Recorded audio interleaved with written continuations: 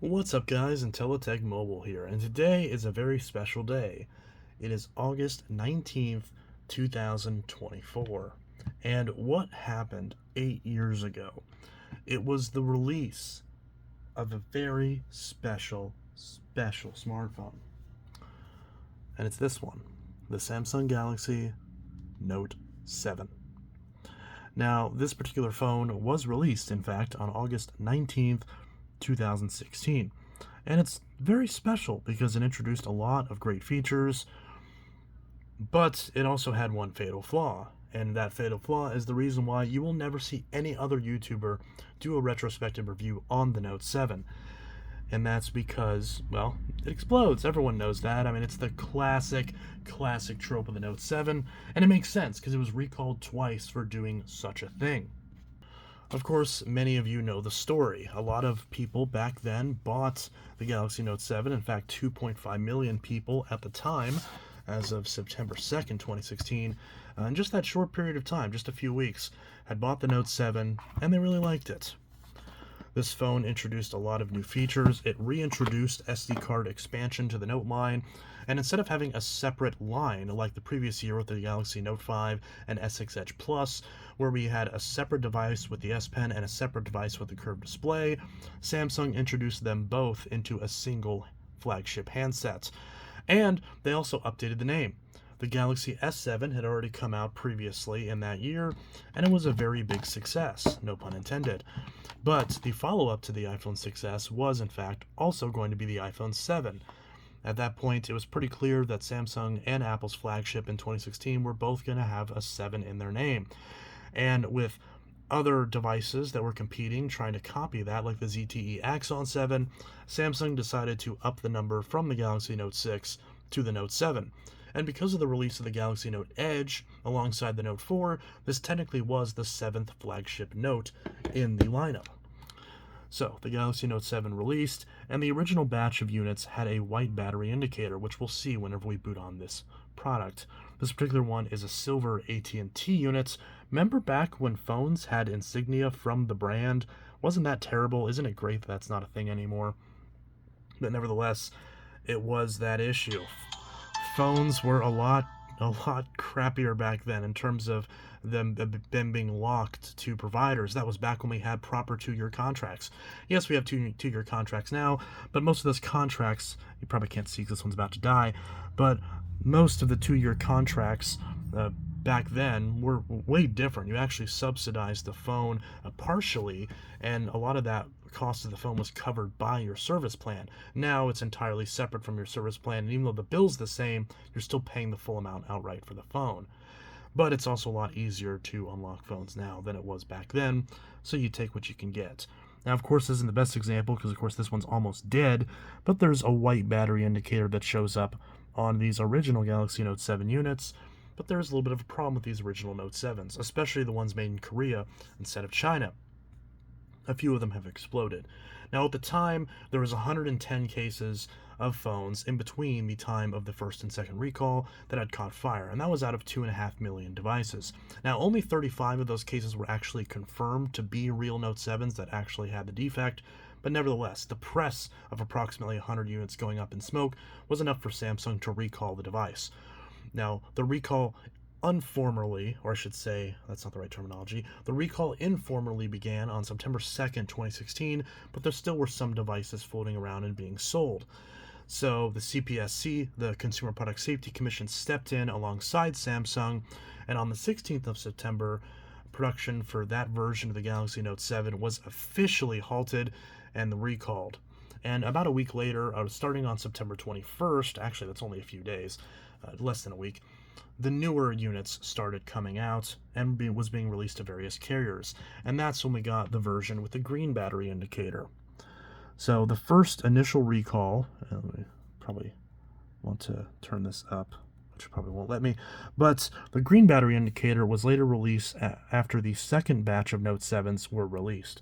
So after the 2.5 million were recalled, the second batch of Note 7s were sent out starting on September 21st. Now, a lot of carriers got their phones very late, and a lot of carriers didn't have replacements in stock. Many people never even got the second gen Note 7 because the whole process was so condensed in such a short period of time that many people went straight from having the original unit to having a different device entirely. As whenever the initial recall was happening, you did have the option to get a full refund and switch to a different device. But a lot of people elected to hold on to their device and wait for the green battery unit to arrive. But alas, those were not very long for this world either, as a few cases, about 3 or 4 cases of the green battery versions had gone up in smoke, with one confirmed case being on an actual Southwest Airlines flight at the time. This was around October 6th, I believe. That exact date could be wrong, but it was sometime in early October of 2016, where it was confirmed that at least some select second generation post recall Note 7s had also had the same issue with combustion.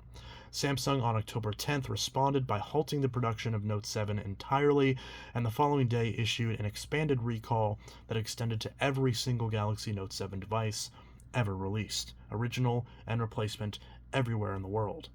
Now, of course, your ability to get a refund depended on when and where you bought your phone. If you had an international Note 7, then you had a lot of trouble trying to get that taken care of, and a lot of those are just kind of unclaimed these days. But if you lived in the United States and you had a carrier, to this day you can send in your device and get a full refund. Although, from my experience, the turnaround time for that is approximately 2.5 years, which is absolutely piss poor by Samsung's own metrics. I mean, 2.5 years to get a refund for this device. It's crazy.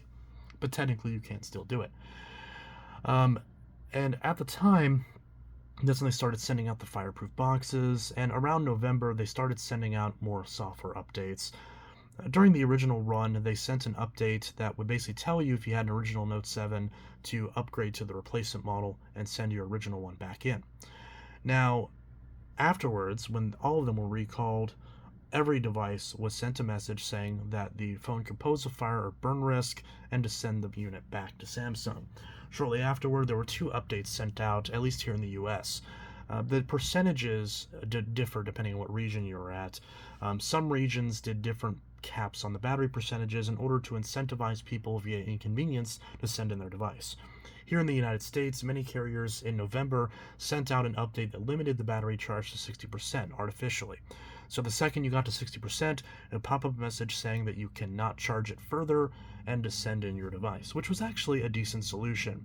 It was enough of an inconvenience to push people to send their devices back purely out of inconvenience, but it also didn't cripple the device. You technically still could use it if you had a battery backup or just simply charged it more often, which probably wasn't the best for trying to keep these safe, but regardless.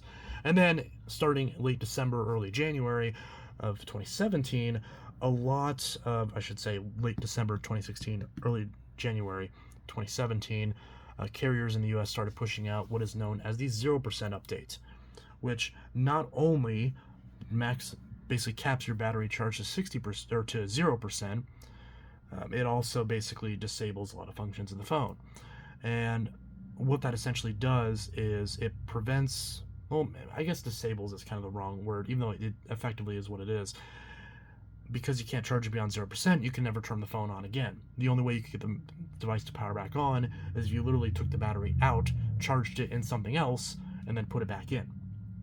You couldn't run it off of wall power, it would just not turn on. And of course, whenever it would power back on, it would say that you can't charge it anymore and to basically turn in your phone.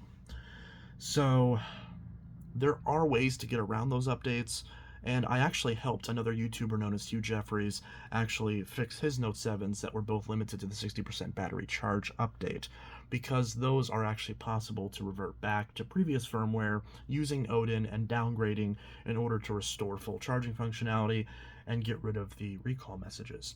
However, once you have the 0% update, the fix for that is a lot more intrusive, and you're essentially diet rooting your phone at that point to get that to come back. I don't remember off the top of my head what the process was like, but I used to do it a lot for people who had Note 7s bricked.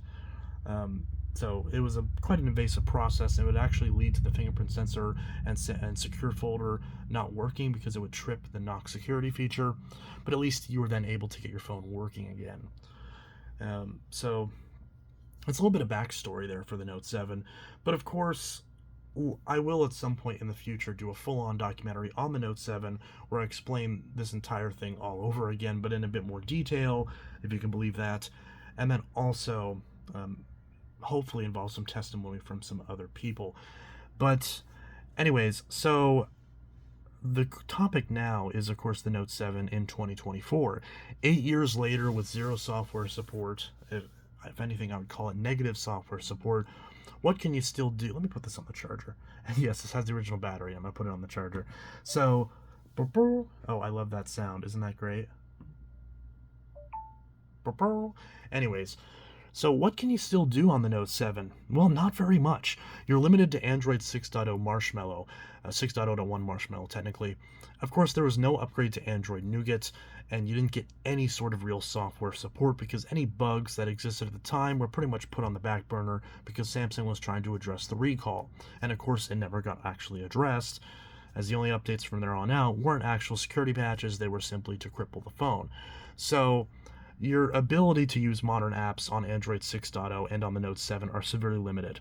A lot of functions like Google Pay and Samsung Pay no longer work because they're not supported on Android 6.0, and even prior to them still being supported on Android 6.0, some of those functions were blocked on the Note 7 specifically, like Samsung Pay, for example, was disabled on the Note 7, as was Samsung's Gear VR headset, was disabled on the Note 7, although you still could use Google Pay and Google Cardboard on the Note 7 using the equivalent hardware, but those are no longer supporting Android 6.0 anymore. So again, for other reasons, for simple compatibility and legacy reasons, they no longer work.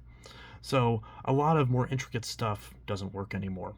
Facebook does still work. Messenger does kind of work, but it's an old version, and a lot of modern features and modern messaging features do not work. If you try to share links and videos and stuff, a lot of those are broken. Telegram works just fine, and both YouTube and YouTube Studio do sometimes work, but it's the very oldest possible version of Android that supports those, and the support is dying day by day. So YouTube and YouTube Studio does still work, but you're not going to get the most up-to-date experience. And of course, any second now, it can stop working and give you the unsupported message. So the days of even using this as a YouTube device and as a basic tablet are pretty much numbered. As far as YouTube Studio goes, it does work,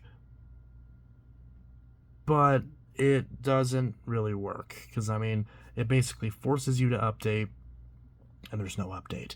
So if we try, and see, this is actually my point, because it pops up that message, but then if I switch profiles, which I don't really want to show, but if I switch profiles, let's switch to the Intellitech mobile profile, you can see now, oh, probably shouldn't show that, but now it actually is working.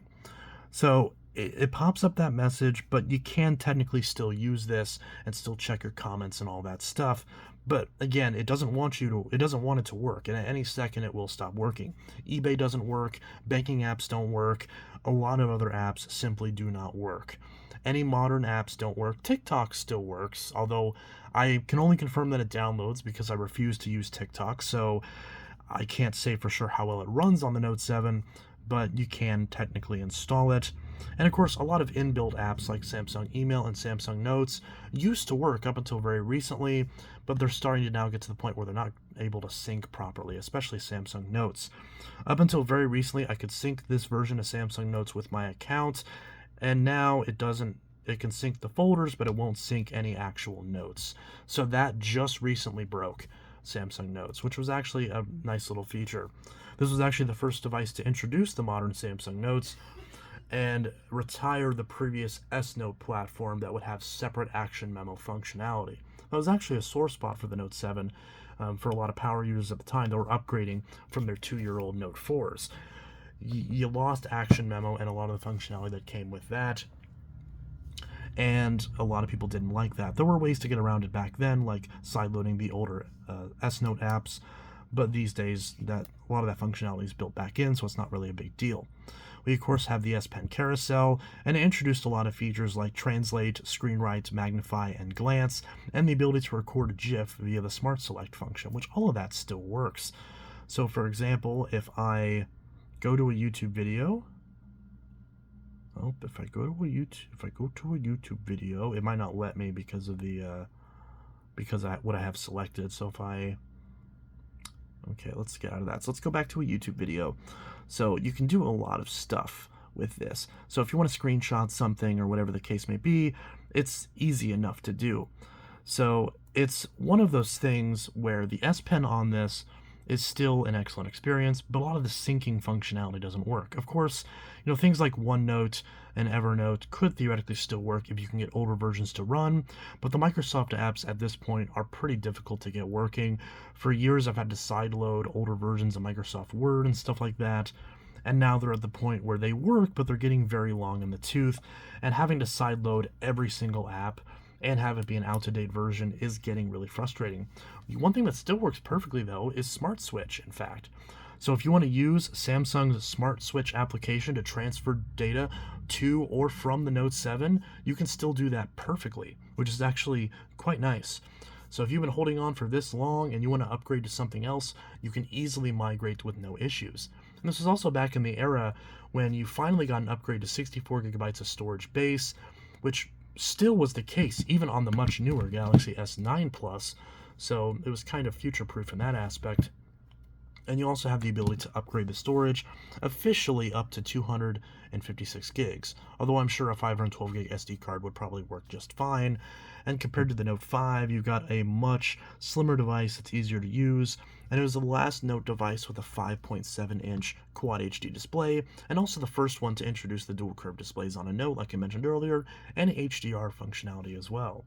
This was also the first Note that got to the point where it was actually decent to use both at night and outside, as the 1000 nit peak brightness and 1 nit not peak brightness, whatever the opposite of that is, was definitely a nice feature of the Note 7. Now, this was also back in the era, and this was one of the last phones where the carrier bloat was kind of strange. Like, for example, there's on the Verizon variant, there's this weird older style settings menu, which is exclusive to the Ryzen variant. All the other versions of the Note 7 have the updated settings menu at the time. And this was also the first Note device, or the first Samsung device, to introduce Samsung's reintroduced TouchWiz at the time. It was still ultimately TouchWiz, but it introduced a new design philosophy called Grace UX, which eventually evolved to Samsung Experience, and now is pretty much evolved to One UI. So while One UI didn't exist until Android 9, on the Note 7, this kind of started the snowball effect that really sort of gave us the display, or the design paradigm for Samsung's interface today. I said that really weird, but you know what I'm trying to say. One UI kind of, or I should say Grace UX, kind of built the foundation that One UI would eventually build on. And that's something we gotta definitely congratulate the Note 7 on.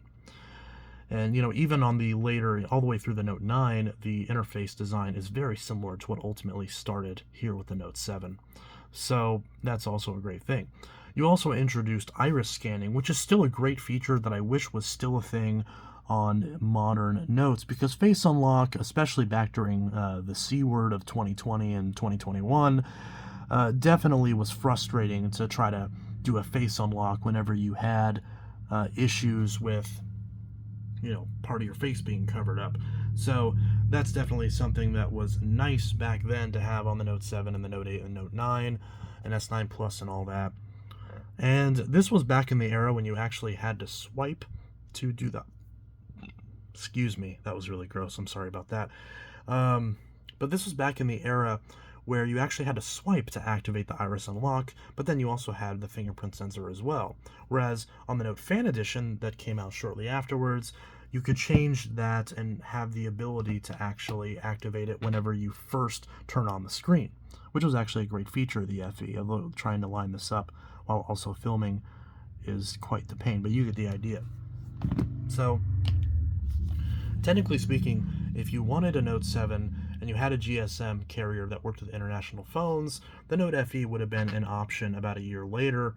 but there really was no point to go with the FE because parts are harder to find and they're always more expensive than the Note 8, especially now because you're not going to find one anywhere. They're impossible to find, and because they ultimately were built out of leftover Note 7s, parts are not going to be able to be found either. You can find batteries, but they're going to be garbage, and they're frankly no less dangerous than the original Note 7 batteries because that's how bad quality they are. The Note 8 was the more obvious direct upgrade for those who had Note 7s back in the day. And of course, now you've got the Note 9 and the Note 10, which the Note 9 and Note 10 are definitely the obvious upgrades from the Note 7. Note 9, in terms of features, this can do everything the Note 7 can do and more, with a bigger battery and a bigger form factor.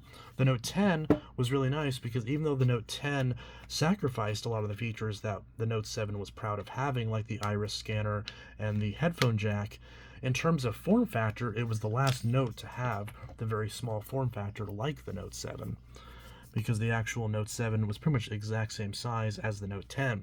So if you were like me and you loved the size of the Note 7 because you could use it with a case comfortably and it had plenty big of a screen, and you didn't want anything bigger, like the Note 9, Note 10 Plus, Note 20 Ultra are huge phones. But the Note 10 was kind of nice because it gave you essentially the same screen size as the Note 8 and Note 9 that replaced the Note 7, but in the form factor of the Note 7's body because the screen goes all the way to the edge. That being said, if you liked having front-facing bezels, then the Note 7 still was great, because while you have the capacitive keys, they're stored very nicely under the glass to the point where if you have the LEDs turned off via software, you don't see them, and it looks very nice. Although it is kind of strange nowadays seeing the Samsung logo on the front of the phone, because a lot of us have gotten used to not seeing that. But nevertheless, we've got a lot of that. So the Note 7, of course, is still my favorite phone of all time. Well, I should say alongside the Note 9 and the Note 3. But objectively, it is really difficult to use nowadays because software support is bad. Of course, you still can't fly with the damn thing, and you better make sure that no software updates go through or else your device is a brick.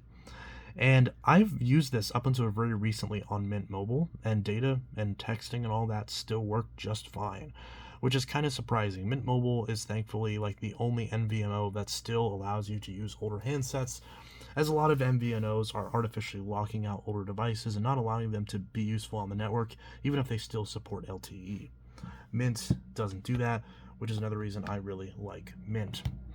So I can tell you that voice calls and texting and all that stuff, of course, is still fine on the Note 7, as it is, in fact, an LTE device. No 5G, of course. And of course, this is the most comfortable Note to ever exist. It just melts into your hands perfectly, and while it is definitely a device that can potentially be slippery, it still is easy enough to use. So all of that is just fine. Sorry about that, I got a little bit of an interruption, but anyways, the Note 7 also, in my opinion, had the best colors on pretty much any phone. You've got the beautiful blue coral with the rose gold accents. Oh, and look at that.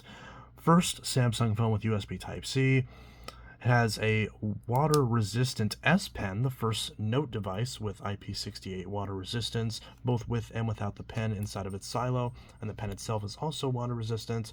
We still have a 3.5mm headphone jack, and unfortunately no IR blaster, despite the fact that a lot of cases that were coming out at the time actually teased an IR blaster coming back, but alas, it was not meant to be. So funnily enough, a lot of Note 7 cases you'll find will have a cutout for an IR blaster that does not exist on the final unit, which is pretty funny. So, of course, a lot of cases back then were very, very nice. UAG, of course, being one of my favorites, as I love UAG cases.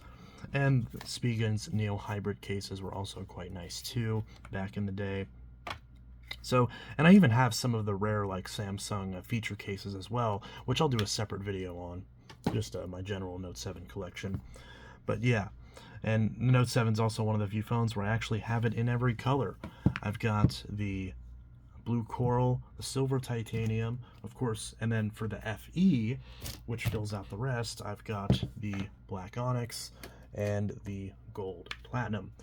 Now, one other thing that no one ever mentioned about the Note 7 that I really want to mention because it's really fascinating is the stock default wallpapers. So if you actually open up a Note 7 which no one, I've never seen anyone, mention this.